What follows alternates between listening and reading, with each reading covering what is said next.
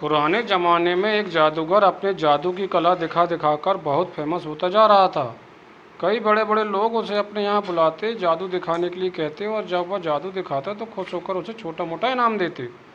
जादूगर इतना प्रख्यात हो गया था कि उस राज्य के राजा तक भी उसकी बात पहुँच गई, इसलिए राजा ने भी उसका जादू देखने की इच्छा जताई। राजा का बुलाव आया तो जादूगर भी खुश हो गया। उसने सोचा अपनी ज़िंदगी का सबसे बड़ा इनाम पाने का ये अच्छा मौका है। कोई ऐसा जादू दिखाऊंगा कि राजा उसे खुश होकर बहुत बड़ा इनाम दे देगा। जादूगर राजा के दरबार में पहुंचा तब उसने सोचा नहीं था कि वह क्या जादू दिखाएगा। उसे यह तो पता था कि छोटी मोटी चीज़ें गायब करने वाले जादू से राजा को वह खुश नहीं कर सकता, उसे खुद कुछ बड़ा करना पड़ेगा। उसने जब राजा की पहली बार देखा तो उसकी नज़र सबसे पहले राजा के मुकुट पर पड़ी और उसने कहा बना लिया कि राजा का मुकुट ही गायब कर उसके आश्चर्यजनक किया जाए। जादूगर ने अपना जादू शुरू किया और जैसा उसने सोचा था राजा का मुकुट गायब कर दिया। राजा का मुकुट गायब होते ही सभा में बैठे सभी लोग राजा पर हंसने लगे। राजा को लगा कि जादूगर ने जानबूझकर उसकी तौहीन करने के लिए ऐसा किया है। राजा लोगों की हंसी को अपनापन समझ बैठे। गुस्से में आए राजा ने तुरंत उसे जादूगर को कालकोठरी में डालने का मौका मिल दिया। साथ ही यह भी कहा कि इसे 7 दिन बाद फांसी से दे दी जाए। जादूगर ने ऐसा नहीं सोचा था कि जो हो गया, फिर भी जादूगर इतना परेशान और दुखी नहीं दिख रहा था जितना उसने होना चाहिए था। जादूगर की पत्नी को जब इस बात की खबर लगी तो वह दौड़ी दौड़ी जादूगर को मिलने के लिए कालकोठरी में आई। वो अपने पति को इस तरह से मुसीबत फंसे देखकर रोए जा रही थी। जादूगर ने समझाया कि चिंता मत करो, खुश हूँ। पत्नी को लगा कि मौत के साथ सुन ली। जादूगर सदमा होने लगा।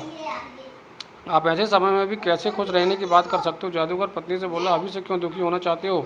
अभी मेरे पास 7 दिन बचे हैं, बाद में देखेंगे जो होगा। जादूगर की पत्नी रोज उसे मिलने आती हो। जादूगर उसे खुश रखने के लिए कहता, अभी इतने दिनों बचे हैं। आखिरकार वह दिन आ गया जिस दिन जादूगर को फांसी देनी थी। राजा भी उस दिन अपने घोड़े पर सवार होकर जादूगर को देखने के लिए आया।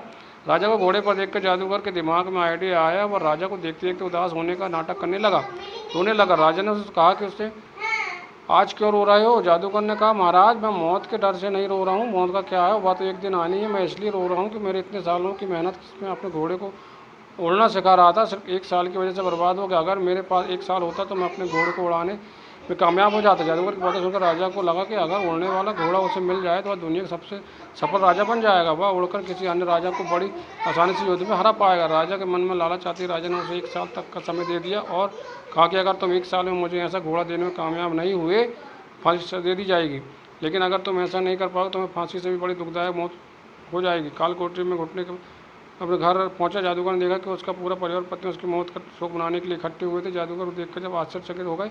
पत्नी जो पहले से रो रही थी उसे देख खुश हो गई। घोड़े समय पर बाद सब अपने घर वाले। जादूगर पत्नी ने जादूगर से पूछा, राजा ने तुम्हें छोड़ कैसे दिया? जादूगर ने शर्त तय की जादूगर को एक उड़ता हुआ घोड़ा राजा को 1 साल के लिए भीतर देना है। शर्त को सुनकर जादूगर की पत्नी से गुस्सा हो गई। तुम कैसे अजीब शर्त मानकर आ गए? क्या तुम नहीं जानते ऐसा घोड़ा का? जादूगर बोला, मुझे पता है उड़ने वाला घोड़ा मैं कभी नहीं राजा को दे पाऊंगा, लेकिन मुझे 1 वर्ष का समय मिला इसलिए मैं कुछ कुछ जी पाऊंगा। अब तुम भी चिंता छोड़ो और खुश हो। 6 महीने बीते थे कि राजा की उसकी घोड़ा फिर राजा ही नहीं रहा। तो जादूगर को